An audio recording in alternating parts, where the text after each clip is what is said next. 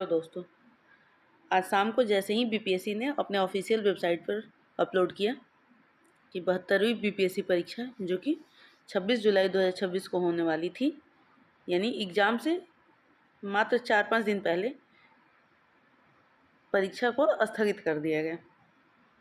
अब आपके दिमाग में एक ही सवाल आ रहा होगा कि अब आगे क्या करें, क्योंकि किसी ने महीनों की नौकरी छोड़कर तैयारी की होगी, तो किसी ने परिवार से दूर रहकर पढ़ाई की होगी और कई लोगों ने अपनी हर खुशियाँ सिर्फ एक सपने के लिए कुर्बान कर दी होगी। और अचानक बीपीएससी एक नोटिस जारी करता है और परीक्षा टल जाती है।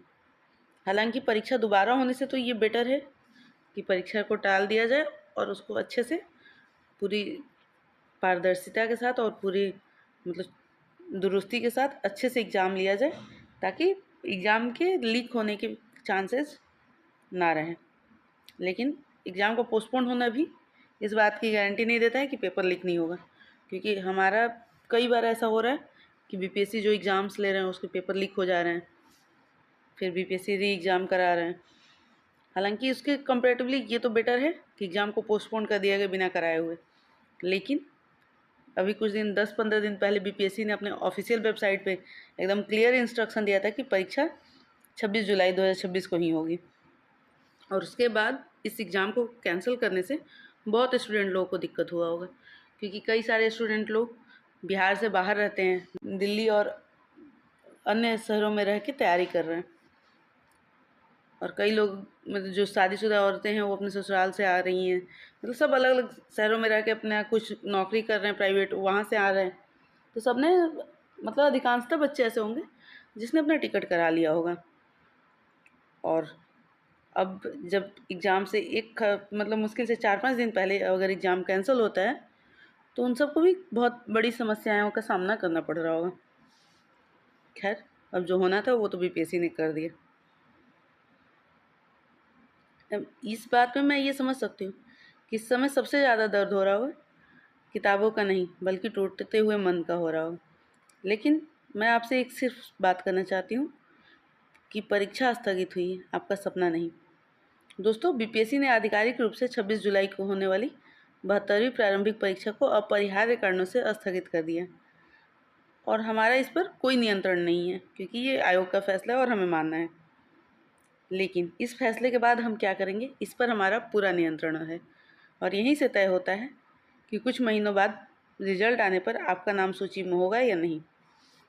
दोस्तों, आज से दो तरह के विद्यार्थी बनने वाले हैं। पहला जो कहेगा अभी तो बहुत समय है, बाद में पढ़ लेंगे, और धीरे धीरे उसकी किताबें बंद हो जाएंगी, रिवीजन रुक जाएगा, कॉन्फिडेंस भी उसका धीरे धीरे ख़त्म होता चला जाएगा। लेकिन दूसरा विद्यार्थी होगा, वो आज ही अपनी किताब खोलेगा और ख़ुद से कहेगा कि अगर भगवान ने मुझे अतिरिक्त समय दिया है तो मैं इससे अपनी कमज़ोरी ख़त्म करने में लगाऊंगा। और यकीन मानिए, रिजल्ट वाले दिन दोनों की किस्मत नहीं, उनकी आदतें फैसला करेंगी। क्योंकि कई ऐसे स्टूडेंट होंगे जो ये चाह रहे थे कि एग्ज़ाम पोस्टपोन हो जाए ताकि उनको रिवीजन का कुछ और समय मिल जाए। ज़रा सोचिए, कितनी बार आपने कहा होगा कि काश एक बार और रिवीजन करने का समय मिल जाता है, काश करेंट अफेयर्स पूरा हो जाता है, काश पीवाईक्यू अच्छे से कर पाता। तो आज हर काश के लिए बीपीएससी ने आपको मौका दिया है एग्ज़ाम को पोस्टपोन करके। आज वही समय आपके पास है। जो कल आपकी सबसे बड़ी कमी थी, आज वही आपकी सबसे बड़ी ताकत बन सकती है, लेकिन सिर्फ तब जब आप इस समय को बर्बाद नहीं करेंगे। दोस्तों, अब नया टॉपिक शुरू करने की जल्दबाजी मत करिए, क्योंकि सबसे पहले अपने नोट्स उठाइए, रिवीजन शुरू कीजिए और पीवाईक्यू लगाइए। जहाँ गलती हो रही हो वहीं सबसे ज़्यादा मेहनत कीजिए। याद रखिए, एग्ज़ाम में वही सफल होता है जिसने सबसे ज़्यादा पढ़ा होता है, ऐसा नहीं है। सफल वो होता है जिसने अपनी गलतियों को सबसे ज़्यादा सुधारा होता है।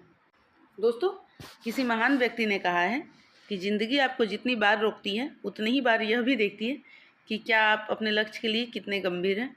हो सकता है आज जो एग्ज़ाम का दिन है वो आपके धैर्य की परीक्षा हो, लेकिन याद रखिए, जो लोग परिस्थितियों से हार मान लेते हैं वे मंजिल तक नहीं पहुंचते, और जो लोग हैं वो हर परिस्थिति को अवसर बना लेते हैं। इतिहास उन्हीं को याद रखते हैं। दोस्तों, कुछ स्टूडेंट जो अनुशासन के साथ बैठेंगे और खुद से एक बात कहेंगे कि मेरी मेहनत किसी तारीख पर निर्भर नहीं करती, तो यकीन मानिए जब नई परीक्षा की तिथि आएगी तब सबसे ज़्यादा आत्मविश्वास उसी विद्यार्थी के चेहरे पर होगा। दोस्तों, ज़िंदगी में कई बार ऐसा होता है कि सब कुछ हमारी योजना के अनुसार नहीं चलता है, लेकिन सफल लोग अपनी योजना नहीं बदलते, वे सिर्फ अपनी रणनीति बदलते हैं। आज अगर परिस्थितियाँ आपके खिलाफ हैं तो यह मत सोचिए कि किस्मत आपके खिलाफ है। हो सकता है भगवान आपको और थोड़ा समय देना चाहते हो ताकि आप अपनी तैयारी को एनालाइज कर पाएँ और जो कमी हो उसको अच्छे से पूरी कर पाएँ। एक बात दिल से कहना चाहती हूँ कि जब भी आपका मन टूटे, आप अपने माता पिता को याद कीजिए, उनकी उम्मीदों को याद कीजिए, उनकी वो मुस्कान याद कीजिए जो आपके चयन के दिन आप उनके चेहरे पर होगी। सोचिए, जिस दिन आपके हाथ में नियुक्ति पत्र होगा उस दिन कोई यह याद नहीं रखेगा कि परीक्षा कितनी बार स्थगित हुई थी। सब सिर्फ यही सोचेंगे कि इसने हार नहीं मानी, इसलिए आज यहाँ तक पहुँचा है। क्योंकि एग्ज़ाम में वो नहीं जीतता जो जीत जाता है, बल्कि वो जीतता है जो गिरता है, संभलता है, चलता है, रुकता नहीं है। क्योंकि एक बार जीतने से पहले कई बार गिरना, संभलना और रुकना पड़ता है। तो इसलिए आपको रुकना नहीं है, संभलना है, गिरेंगे भी लेकिन उसको संभल के आगे बढ़ते हुए जीत की तरफ बढ़ना है। इसलिए दोस्तों, आज उदास होना गलत नहीं है, लेकिन उदासी को अपनी मेहनत पर हावी होने देना ज़रूर गलत है। आज थोड़ा रुकिए, अपने मन को संभालिए और फिर उसी जुनून के साथ वापस लौट आइए। क्योंकि जो लोग मंजिल तक पहुंचते हैं वे कभी परिस्थितियों के भरोसे नहीं चलते, वे अपने हौसले के भरोसे चलते हैं। दोस्तों, बस मैं इतना ही कहना चाहूँगी कि तारीख बदलती हैं, आपकी मेहनत नहीं। परीक्षा टली है लेकिन आज आपकी मंजिल आज भी वही आपका इंतज़ार कर रही। इसलिए खुद पर भरोसा रखिए, मेहनत जारी रखिए और याद रखिए एक दिन यही संघर्ष आपकी सबसे बड़ी पहचान बनेगा। और दोस्तों, इस समय को हम लोग सदुपयोग करेंगे और हम अपने चैनल सिविल सर्विसेज मंत्रा के थ्रू आपकी जो भी बीपीएससी से रिलेटेड टॉपिक्स हैं, क्वेश्चंस है, प्रीवियस ईयर क्वेश्चन, उसको हम कवर कराएंगे। तो आप इस दौरान हमारे साथ जुड़े रहेंगे, जिससे कि आपकी 72वीं बीपीएससी की तैयारी बहुत अच्छे से पूरी हो पाएंगी और इस बचे हुए समय का हम बहुत अच्छे से सदुपयोग करेंगे। इसके लिए हम आपको अपने चैनल पे कई अलग अलग तरह की सीरीज़ प्रोवाइड कराएंगे। इसलिए जुड़े रहें सिविल सर्विसेज मंत्रा के साथ। धन्यवाद।